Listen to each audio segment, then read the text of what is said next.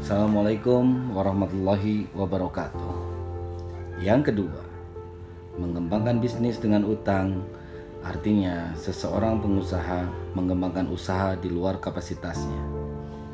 Kok bisa disebut mengembangkan bisnis di luar kapasitasnya? Apa hubungannya antara utang dengan kapasitas bisnis? Begini, kami yakin bahwa ketika Anda pertama kali membuka usaha, Anda tidak memakai uang pinjaman dari si abang. Betul apa betul?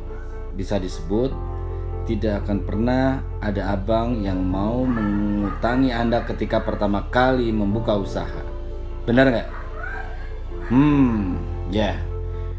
Petugas abang akan datang menawari bantuan atau hutang kepada Anda ketika bisnis Anda sudah mulai terlihat menghasilkan cash flow positif dan konsisten. Dengan muka manis, mereka menawarkan utang tambahan sebagai modal kepada Anda. Benar juga sih, kalau misalnya kita awal berbisnis, kita belum pernah ada track record bisnis, mana mau si abang ngasihin pinjem atau memberi modal pada kita, karena kita belum terbukti. Lanjut ya. Tujuannya tidak lain dan tidak bukan agar Anda bisa menjadi mesin uang bagi si abang. Karena Anda telah membuktikan bahwa Anda bisa menghasilkan uang, mereka ingin banget menikmati keberhasilan Anda. Intinya, ya ada udang di balik batu. Iya juga sih. Nah, ketika Anda tergiur rayuan si abang inilah, ketika tambahan modal atau utangnya cair, biasanya kapasitas bisnis seseorang langsung melonjak secara drastis. Yang awalnya hanya punya 1 atau 2 toko, langsung ekspansi membuka 10 toko. Yang semula hanya punya 1 proyek, langsung punya 5 proyek.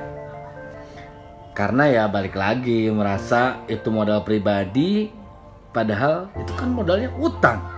Ini yang aneh. Yang awalnya baru punya 1 pabrik, langsung buka 2 pabrik. Semula hanya punya 10 karyawan, kini ada 100 karyawan. Awalnya cuma 2 armada, 30 armada sekarang. Masya Allah. Ibarat bayi yang baru merangkak, dipaksa berdiri dan berlari. Apa bisa? Mungkin akan bisa aja ketika ada doping dan alat bantuan sana sini. Sampai kapan tapi bayi itu bisa berlari? Tunggu saatnya ketika dopingnya habis. Saat itulah si bayi akan merasa kesakitan. Begitu juga seorang pengusaha yang langsung melonjak kapasitas bisnisnya. Apakah bisa bertahan? Bisa banget. Ketika uang kas hasil utangnya masih ada, ia akan merasa aman-aman aja. Nah, balik lagi yang tadi gue bilang, merasa aman, merasa itu modal pribadi, padahal pinjaman. Basically itu adalah utang. Merasa aman karena di rekening masih ada saldo, padahal itu kan utang, bukan hasil dari bisnis. Ya juga sih, kita selalu merasa nyaman ketika oh ya di ATM ada, oh ya di rekening ada, oh ya di dompet ini masih ada.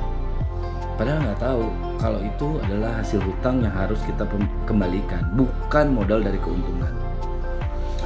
Tunggu sampai 3 atau 6 bulan berikutnya, ketika permasalahan di sana sini mulai bermunculan bersamaan dengan menipisnya uang kas, maka pening kepala akibatnya. Dari Ahmad Fauzan, saya memutuskan menghentikan kebiasaan berutang dan menggunakan utang riba untuk mengembangkan bisnis. Karena bisnis seperti ini sangatlah rapuh. Kelihatan sukses dan maju, tapi sangat rentan hancur dan kolaps, cepat ataupun lambat. Ya Allah, kami bertekad untuk kembali ke jalan-Mu. Bimbinglah kami. Assalamualaikum warahmatullahi wabarakatuh.